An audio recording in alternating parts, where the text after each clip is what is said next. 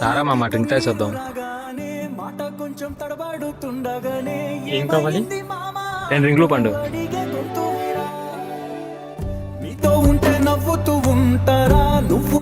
రా డబ్బులు ఇచ్చి వస్తాను. సరేరా. పరిస్థితి మర్చిపోయిన రా. మనం ఎలా రా? నేను కూడా తేలేదు. రా బయట కూడా ఫోన్ చేద్దాం ఒకసారి.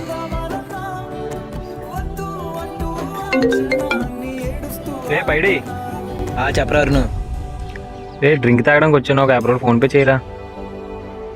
చేస్తాను చూడరా. ఓకేరా మామ. వచ్చే మామ. మీ ఇద్దరు కలవట్లేదు కదరా? మాట్లాడుకోలేదు అనుకున్నాను రా.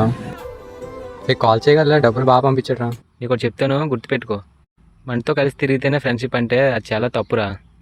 ఎంత దూరంలో ఉన్నా ఎప్పటికైనా కలిసే ఉంటాంరా. అది ఫ్రెండ్షిప్ అంటే.